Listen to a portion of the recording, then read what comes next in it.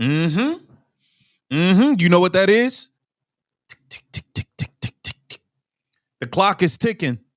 The clock is ticking on Kevin Stefanski and Dylan Gabriel. Kevin Stefanski, you are being exposed. You are being exposed. You thought Dylan Gabriel, you thought changing the play caller and making it Tommy Reese would extend you more time with Dylan Gabriel. Sorry, bud, it's not going to work. Once Dylan Gabriel stinks it up and the Browns get boat raced by the Baltimore Ravens, it's over. It's over. It is 12 time. We got all of this information, all of this stuff coming out. Kevin Stefanski getting these reporters to lie and pretend like Shedeur hasn't been able to grasp the playbook. He's just behind. Mind you, y'all had him practicing on a side field, throwing the janitors and trash cans all training camp, getting no reps with the ones, none of that. We gonna get to all of that. Kevin Stefanski has been convincing these Cleveland Brown reporters to pretend like Dylan Gabriel is leaps and bounds ahead of Shedeur Sanders. And after this game with the Ravens, it all comes to an end. We got to break this down. Welcome to Keep the Vision. Make sure you like, comment, subscribe, share the channel, hit that bell notification, hype the video. Let's not play no games. We're going to get right into it. We're going to go to 92.3. We're going to take a look at what my man G. Bush had to say. Kevin Stefanski is cat. He's cat. He got all of these Browns reporters brainwashed, and it's a few people out here with minds of their own, independent creators that I enjoy, that's going to keep it 100 and ask the real questions. I'm looking at my current situation, and I'm starting to ask myself, was I crazy in mid-April, or was I right? Could Shedeur Sanders actually be the most ready NFL quarterback in that entire draft class? And for whatever reason, the Browns don't want to let us get any closer to being able to answer that question. For whatever reason, Kevin Stefanski doesn't want that question to be answered. And I think it's multi-layered, because I think one layer of it is the fact that they didn't want Shedeur Sanders. He didn't. That was an Andrew Berry call. Kevin Stefanski never wanted Shedeur Sanders on the Cleveland Browns. They wanted Shedeur Sanders. He would have been the 94th pick in the draft, not Dylan Gabriel. So if he plays well, why'd we just waste 5-6 weeks with Dylan Gabriel? Why'd we waste 4 weeks with Joe Flacco if Shedeur plays well? But if people are asking the real questions, we getting closer and closer.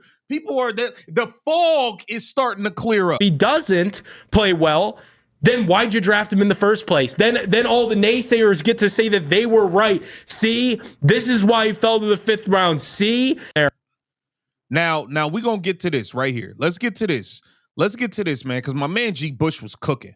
Listen, man, all of these Browns reporters out there that's cap claiming like, oh, we don't want to ruin him. We don't want to do this and do. It's all nonsense. It's propaganda. These are the same Browns reporters that tell y'all he's not ready to play and he's not this and not that. These are the same Browns reporters that don't get to watch practice. They got to sit in the empty room waiting on practice to end to ask questions. They don't even get to see this stuff. Like, come on, man. Let's stop playing games. Talk to him, G. Bush. Shedeur Sanders was not even allowed to finish the football game against the Rams because he was, quote unquote, saving him. You don't want to ruin anybody. You think Shedeur Sanders ain't more mentally tough than Dylan Gabriel? It's Shedeur Sanders. The man that grew up in front of a camera his whole doggone life, and his father is post-prime. You think he ain't mentally prepared? You think that Shedeur's going to cry in the corner and go melt? Stop. That's what you do. You don't think people can have a bias? Every single time somebody asks you a question about Shedeur Sanders, you pivot to that's in general about all our young players. So if you're asking I've been saying that. Anytime they ask about Shedeur, he pivots and talks about the whole group of rookies. They're not asking about the whole group of rookies. They asking about one person right now. Question in the premise is, if he was so good, why aren't the players coming to his defense? Because Kevin Stefanski does a great job of never playing him, not even getting reps as the backup quarterback. And you guys run around and you act like we don't see that. Shedeur Sanders was not even allowed to finish the football. Let's keep going, G. Bush. Let's keep going. Keep cooking. Kevin Stefanski understands one thing. I am attached to Dylan Gabriel. My career is attached to him. Evaluation was that Dylan Gabriel is X, Y, and Z from every beat reporter. He's so smart. He actually has a great arm. Actually, they even made him into a mobile quarterback. If you are a beat reporter and you spend 8 of your hours in a room not able to see anything, you only see him stretch. You don't see him practice. You don't see him play. You can't take video. You can't do any of that. How do you know who's good, who's developing, who is even starting or doing anything? You didn't see any practice. That's what that G. Bush, that was chef's kiss right there. You stirred the pot. You cooking. G. Bush be cooking with hot. I'm telling y'all, these people are cap. You got all of these Browns insider reporters who don't get to see practice that then go on camera and say who's not doing good in practice. That makes sense to y'all? They're telling y'all, oh, he's just behind. He doesn't know what he's doing. Oh, they don't want to ruin. He's just behind. Dylan Gabriel's a supercomputer. Shador's not. They don't even get to watch practice them damn selves. They don't see any more at practice than you do. But they'll get on camera and try to convince you that he's not smart enough, that he's behind, that he's unable to grasp the concepts. Meanwhile, we have players like Myles Garrett who said on camera, man, I'm really proud of what Shador's doing, man. Every time you're looking at coach's office, he's in there working. He's studying, getting ready for when it's his chance. I'm proud to see him working like that. You had players come in and say, I'm really impressed with his work ethic, how he handles the media and this and that. Like, these are the players who said this. But we're letting people who don't even get to watch the practice tell us that he's not ready and people are running with it. Come on, man. Stop playing games. Stop playing games. Bro. How is it?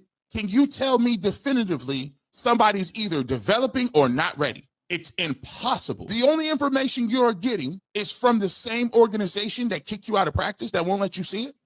This is crazy work. Kevin Stefanski is telling these reporters what to say, what not to say. Hey, yeah, he's just working. He's not ready yet. He's a little behind, but yeah. And he's passing a message to these reporters, and they're just running with it. Why? Because they want access. They're not free. They're not independent like us, where they can say the real and what they want. They need access. That's their lifeline. They're not independent where they can do what they want to do. So they are chucking and jiving. You've seen his games in college. You've seen one game against the Rams, one game against the Panthers. Other than that, we haven't seen Shedeur Sanders in months. How are you telling me who ready and who ain't? That's a fact. That's a fact. The same people who are telling us he's not ready are the same people who don't even get to watch the damn practices. They get kicked out. They get to watch the players stretch, and that's it. What are we talking about here? And furthermore, Kevin Stefanski is flat out ruining Dylan Gabriel since you want to talk about saving people. You want to talk about saving people. Let's take a listen here. Park the Shedeur thing for just a moment. And I know it's hard to do that when you're having this conversation, but Dylan Gabriel, to me, like, they're effectively ruining his chances of ever becoming that 10-year backup that they said that he was going to be. Like, remember back to the draft and the supercomputer and the preseason and all this stuff. Nobody really thought that Dylan Gabriel could be a long-term solution or a franchise quarterback. But effectively what they're doing is trying to tell us that, you know, that he's a smart kid. He speaks their language. He's a guy that could be around the organization for years to come. By playing him and by him playing this poorly, they're effectively ruining his chances at even being that. Yeah. Seeing him stink it up this bad for this long is going to have people questioning, do I even want this dude as a backup? He's terrible. He might have to be a practice squad, third string guy, like emergency guy. That's it. These people have been capped for so long. And once this Raven game happened, it ain't no more of that. It ain't no more of that. It's going to be 12 time. You can book it. Get down in the comments. Let me know what you think about this. Keep the vision. Make sure you like, comment, subscribe.